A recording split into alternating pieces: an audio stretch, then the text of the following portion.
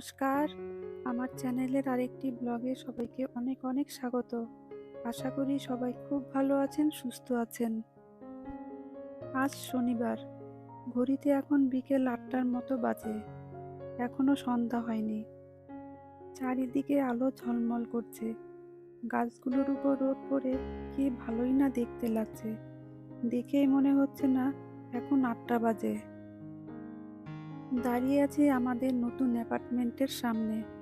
আমাদের নতুন অ্যাপার্টমেন্ট কেমন চলুন আপনাদের দেখাই। মেইন রাস্তা থেকে ঢুকেই আমাদের ফ্ল্যাট। এই অ্যাপার্টমেন্টটি দ্বিতীয় ব্লকে রয়েছে। আগের অ্যাপার্টমেন্ট তো আপনারা দেখেছিলেন। ওই অ্যাপার্টমেন্ট থেকে এই অ্যাপার্টমেন্টগুলো একটু অন্য টাইপের।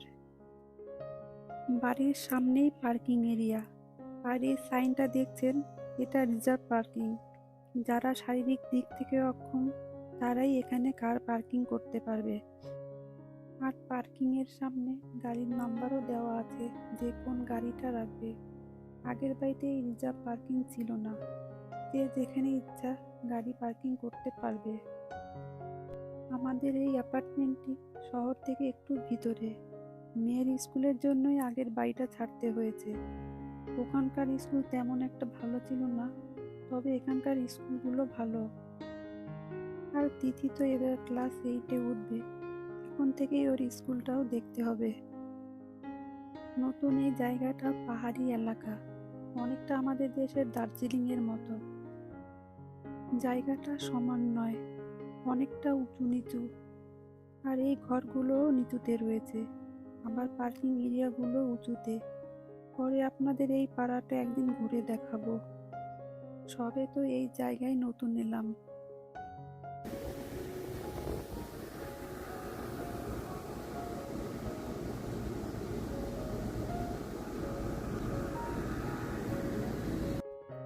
দেখছেন তো বাইরে কি হাওয়া দিচ্ছে। চলুন এবার ভিতরে যাই, আর ভিতরে গিয়ে আপনাদের ঘরগুলো দেখাই। আমাদের 2 বেডরুমের ঘর। এখানে রুলই আছে যে যাদের 2টো সন্তান আছে তাদের 2টো বেডরুমের ঘর নিতে হবে। মেইন দরজা দিয়ে ঢুকতেই প্রথমে আছে মেল বক্স। প্রতিটি ব্লকে মেল বক্স আছে। আমরা দোতলায় থাকি, আর এটা 3তলা যাওয়ার সিঁড়ি। এবার ভিতরে যাই। ভিতরে ঢুকেই একটা প্যাসেজের মতো আমাদের ঘর এটা। বাঁদিকে এই প্যাসেজের দুপাশে ঘর রয়েছে। আমাদের ঘর পিছনে। আর এই ডান দিকেও একটা ঘর রয়েছে, আর ওটা একটা ফায়ার অ্যালার্ম। আর ঘরের পাশেই রয়েছে ওয়াশিং রুম। এখানে ইন্ডিভিজুয়ালি ঘরের ভিতরে কোনো ওয়াশিং মেশিন নেই, কমন ওয়াশিং মেশিন। ঘরে ঢুকতেই প্রথমে আছে ডোরবেল। এদেশে ডোরবেল খুবই কমন। চলুন এবার ভিতরে গিয়ে আপনাদের খালি ঘরগুলো দেখাই। জিনিসপত্র এখনো কিছুই গোছানো হয়নি, গোছাতে একটু সময় লাগবে। ঘরে ঢুকতেই একটা ক্লজেট। এই ক্লজেটটা খুবই ছোট। এই ক্লজেটটা শু রাখার জন্য। সদর দরজা থেকে একটু এগিয়ে একটা হলরুম, আর হলরুমের পাশে কিচেন। এদেশে প্রতি ভাড়া বাড়িতে একটা ফ্রিজ, গ্যাসের ওভেন, গ্যাসের উপরে মাইক্রো ওভেন, আর গ্যাসের নিচে ওভেন রয়েছে। এই রান্নার ওভেন আবার ইলেকট্রিক হিটারে চলে। আর চারিদিকে উপরে নিচে রয়েছে কিচেন ক্যাবিনেট।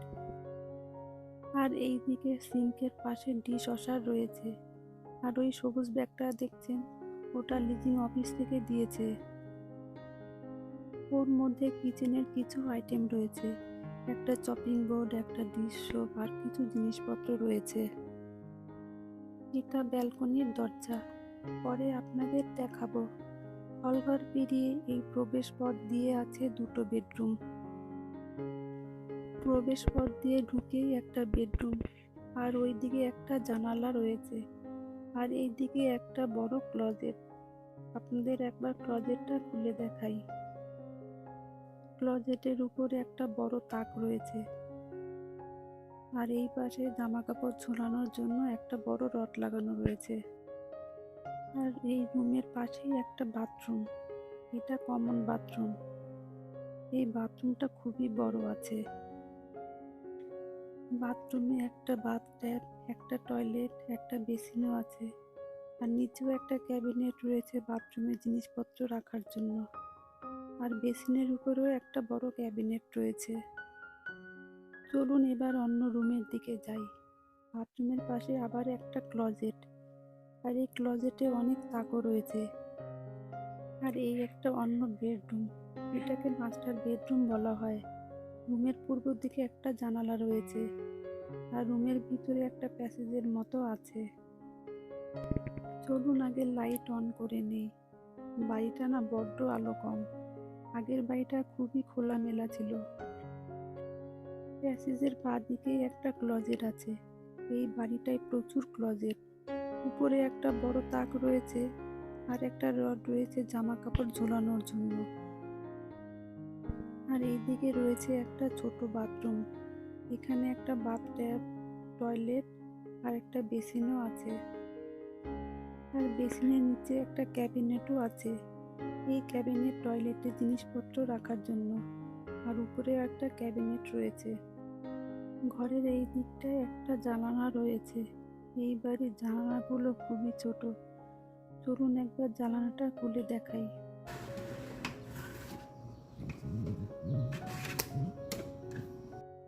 দেখছেন তো কি জঙ্গল, পিছনের দিকটা খুবই গাছপালায় ভর্তি। এই বাড়িটা না সেরকম একটা পছন্দ হয়নি। ঘরগুলোতে আলো বড্ড কম। বাড়িটা অতটা খোলামেলা না। আগের বাড়িটা খুবই খোলামেলা ছিল। চলুন এবার ব্যালকনির দিকে যাই। এই তো ব্যালকনির সামনে এসে গেছি। দাঁড়িয়ে আছি ব্যালকনিতে। দেখছেন তো কি জঙ্গলে ভর্তি। কি বলুন তো, নতুন জায়গায় এসে একদমই ভালো লাগছে না। এই জায়গাটা সেরকম পছন্দ হয়নি।